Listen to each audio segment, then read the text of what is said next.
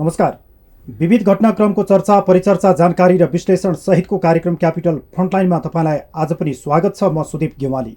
यो कार्यक्रम capital television, capital FM, radio Sarangi Pokhara र मोरङ लगायत विभिन्न रेडियो स्टेसन तथा cfmonir.com र रेडियो सारङ्गी.com मार्फत पनि संसारभर एकैसाथ सुन्न सक्नुहुन्छ। लागौँ आजका प्रसङ्गतर्फ नै। तत्कालीन माओवादी युद्धको कारण वर्तमान प्रधानमन्त्री तथा त्यति बेलाका नेकपा माओवादी र अहिलेका एकीकृत नेकपा माओवादी अध्यक्ष पुष्पकमल दाहाल प्रचण्ड बेला बेला विवादमा आइरहन्छन्। तत्कालीन शान्ति सम्झौतालाई पूर्णता दिन नसक्दा पनि उनलाई विवादले पछ्याइरहने भन्ने पनि गरिन्छ। यसै साता प्रचण्ड तथा तत्कालीन माओवादी नेता बाबुराम भट्टराई विरुद्ध सर्वोच्चमा रिट दर्ता भयो। रिटमा उनीहरूलाई कारबाहीको माग गरिएको छ। तत्कालीन माओवादी युद्धमा बाल सैनिक प्रयोग गरेको आरोप उनीहरूमाथि छ। रिटमाथि सुनवाई गर्दै सर्वोच्चले विपक्षीलाई कारण देखाऊ आदेश पनि जारी गरिसकेको छ। प्रधानमन्त्री पुष्पकमल दाहाल प्रचण्ड र नेता डाक्टर बाबुराम भट्टराईलाई कारबाही गर्न माग गर्दै परेको रिट यसै साता सर्वोच्च अदालतमा दर्ता भयो। सशस्त्र युद्धका बाल सेना लेनिन बिष्टले आफू जस्ता अबोध नाबालकलाई तत्कालीन माओवादीले बाल सेनाको रूपमा प्रयोग गरी जबरजस्ती अयोग्य लडाकु भनेर शिविरबाट निकालेर युद्ध अपराध गरेको भन्दै प्रचण्ड र भट्टराईलाई विपक्षी बनाएर सर्वोच्च अदालतमा रिट दिएका हुन्। यसअघि बिष्टको रिट सर्वोच्च प्रशासनले संक्रमणकालीन न्याय अनुरूप निरूपण हुने भन्दै रिट दरपीठ गरिदिएको थियो। दरपीठ विरुद्ध बिष्टले दिएको निवेदनमा सुनवाई गर्दै न्यायाधीश आनन्द मोहन भट्टराईको एकल इजलासले गत साता शुक्रबार रिट दर्ता गर्न आदेश दिएको थियो।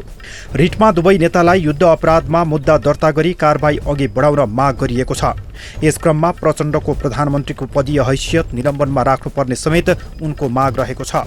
पूर्व बाल सेनाहरू लेनिन बिष्ट, कृष्णप्रसाद दङ्गाल, परमेश्वर खड्का, शोभा रायमाझी, तुलसी नेपाल, सागर कुमार चौहान, मदन राई, राजन तामाव र खेमबहादुर राईले रिटमा माओवादी अध्यक्ष एवं प्रधानमन्त्री प्रचण्ड र पूर्व प्रधानमन्त्री तथा पूर्व माओवादी नेता बाबुराम भट्टराई सहित गृह मन्त्रालय, रक्षा मन्त्रालय लगायतलाई विपक्षी बनाएका छन्। यसअघि सर्वोच्च अदालत प्रशासनले यो रिट दर्ता गर्न अस्वीकार गरेको थियो। त्यस विरुद्ध पूर्व बाल सेनाहरूले इजलासमा निवेदन दिएका थिए। सर्वोच्चका न्यायाधीश आनन्द मोहन भट्टराईको इजलासले रिट दरपीठ गर्ने निर्णय खारेज गरेपछि रिट दर्ता भएको हो। रिटको पेशी यही जेठ 30 गतेलाई तोकियो। जेठ 30मा सर्वोच्चबाट अर्को आदेश आयो। विपक्षीको नाममा कारण देखाऊ आदेश जारी भयो, अर्थात् प्रचण्ड बाबुराम भट्टराईको नाममा कारण देखाऊ आदेश जारी भएको छ। यसअघि बिष्टको रिट सर्वोच्च प्रशासनले संक्रमणकालीन न्याय अनुरूप निरूपण हुने भन्दै रिट दर्ता गर्न मानेको थिएन। पुनः दरपीठ विरुद्ध बिष्टले दिएको निवेदनमा सुनवाई गर्दै न्यायाधीश आनन्द मोहन भट्टराईको एकल इजलासले गत साता शुक्रबार रिट दर्ता गर्न आदेश दिएको थियो। त्यसपछि रिट दर्ता भई अदालती काम कारबाही सुरु भएको हो।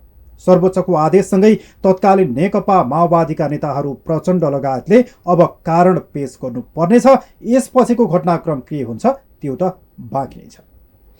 यसै साता काठमाडौँमा एक गोलीकाण्ड भयो। एक व्यक्तिलाई प्रहरीले पिछा गरिरहेको थियो। धरानबाट विराटनगर हुँदै काठमाडौँसम्म आउन लागेका एक व्यक्तिलाई प्रहरीले पिछा गरिरह्यो। उनी काठमाडौँ एयरपोर्टमा ओर्ले। विमानस्थलबाट निस्किएपछि उनी विमानस्थल पछाडि पिपल बोटको बायाँ तर्फबाट गौशाला जाने बाटोतिर गए। त्यहाँ उनी होटलमा प्रवेश गरे। उनी होटलमा प्रवेश गरेपछि प्रहरी टोली पछि पछि भित्र पस्यो। त्यति बेलै प्रहरीसँग घम्साघम्सी भयो। प्रहरीले गोली चलायो। उनी घाइते भए। उनी थिए लागु औषध ओसार पसार गर्ने नाइके। उनले लामो समयदेखि भारतबाट ब्राउन सुगर काठमाडौँ ल्याएर बेच्ने गरेको पाइएको छ।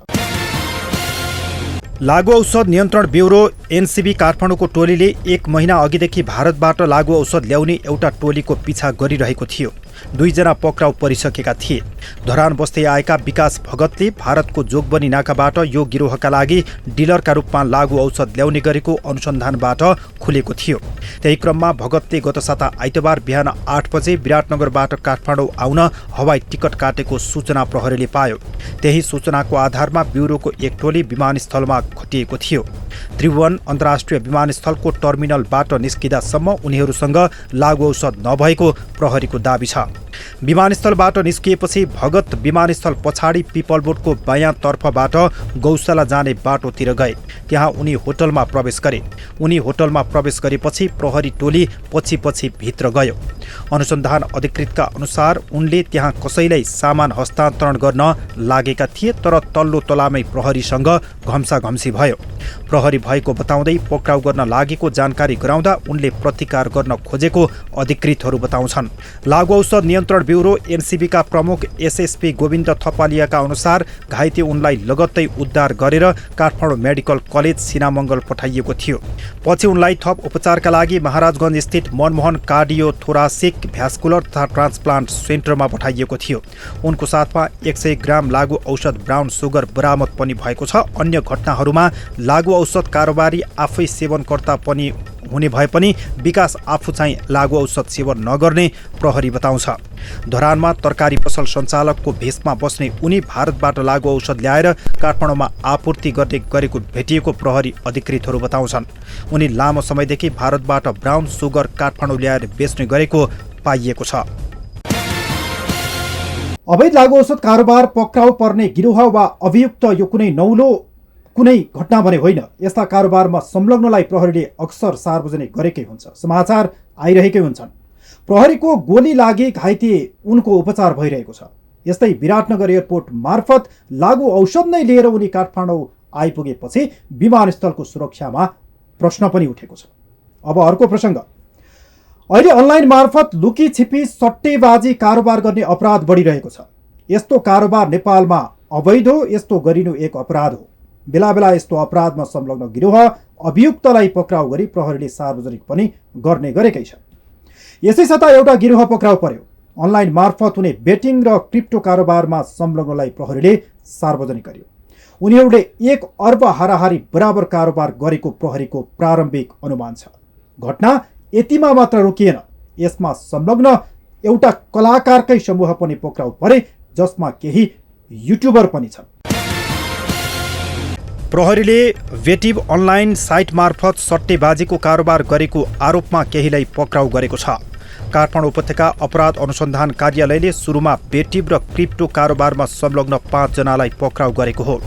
पक्राउ पर्नेमा कैलाली लम्कीचुवा नगरपालिका 10 घरबई हाल काठमाडौँको चाबहिल मैजुबहाल बस्ने वर्ष 29 का दिनेश खड्का, उनकी पत्नी वर्ष 28 की अनिता धिताल, भक्तपुर मध्यपुर ठिमी नगरपालिका 4 का दिपेश श्रेष्ठ, कञ्चनपुर भिपदत्त नगरपालिका 14 घरबई हाल काठमाडौँ बुद्धनगर बस्ने दिनेश चन्द र नुवाकोट ककनी नगरपालिका 27 चुराते घरबई काठमाडौँको नागार्जुन बस्ने आशिष लामिछाने रहेका छन्। काठमाडौँ उपत्यका अपराध कार्यालयको टोलीले उनीहरूलाई 1x वेटिभमा संलग्न रहेको आरोपमा पक्राउ गरेको हो।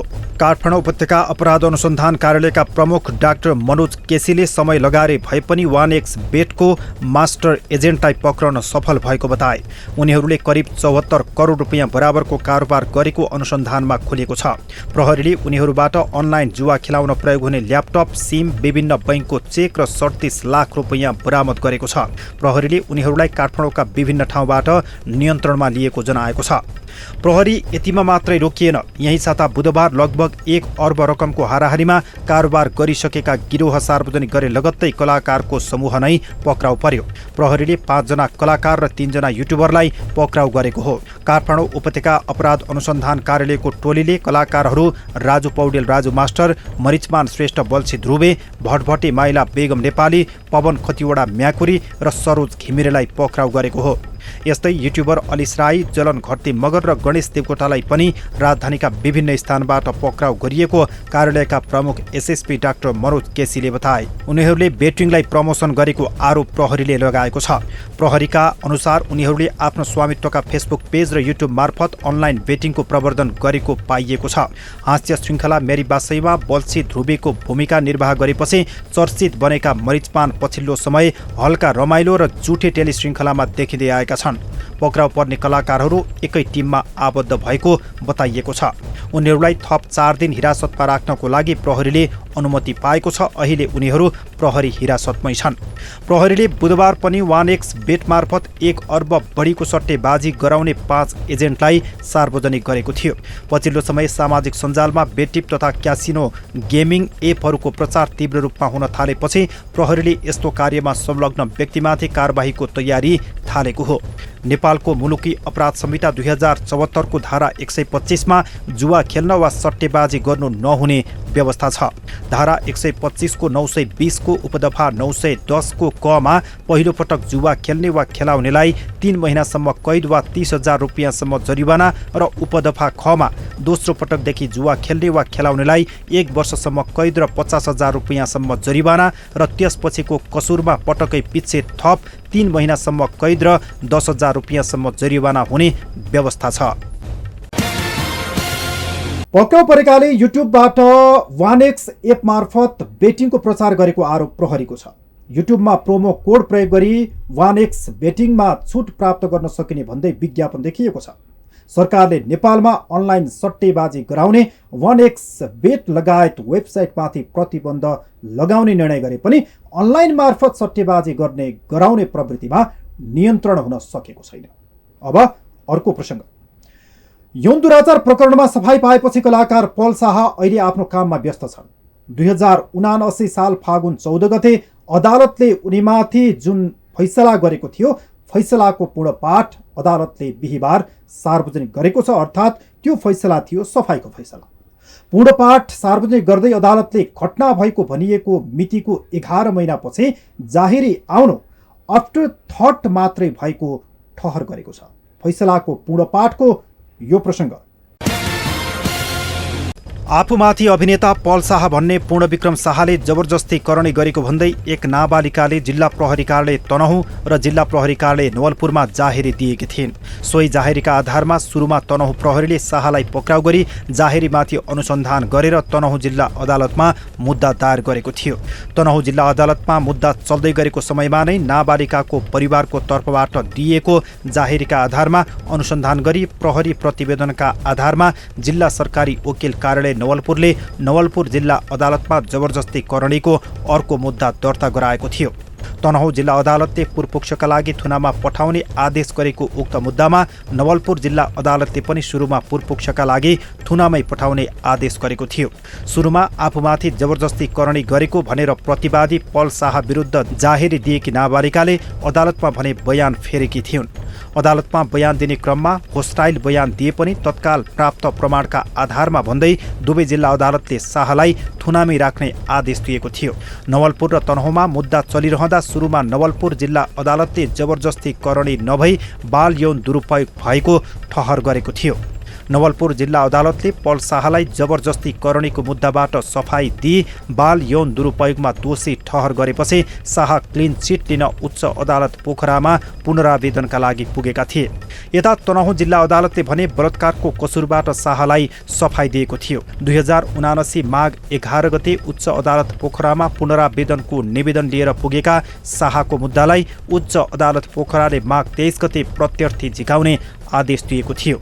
त्यसपछि 2079 फागुन 14 गते कायमुका मुख्य न्यायाधीश डिल्लीराज आचार्य र न्यायाधीश श्रीधरा कुमारी पुडासैनीको इजलासले बाल यौन दुरुपयोग ठहर गरेको नवलपुर जिल्ला अदालतको फैसला उल्टी गर्दै अभियोग दाबी नपुग्ने भन्दै शाहलाई सफाई दिएको थियो। सो फैसलाको पूर्ण पाठ बिहिबार सार्वजनिक भएको हो।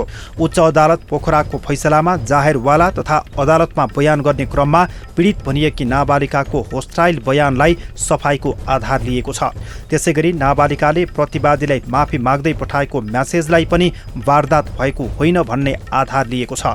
शाहलाई सफाई दिने फैसलाको मुख्य आधार भनेको जाहेरी नै आफ्टर थटमा केन्द्रित रहेको ठहर गरिएको छ। त्यसैगरी फैसलाको प्रकरणमा 42 मा पीडित भनिएकी नाबालिका आफूले सोच विचार गर्न सक्ने तथा शारीरिक र मानसिक रूपमा ठिकठाक भएको र उनी कलिलो उमेरको नभएर नाबालिका मात्रै भएको तथा परिणाम थाहा पाउन सक्ने सक्षमता भएको नाबालिका भनिएको छ।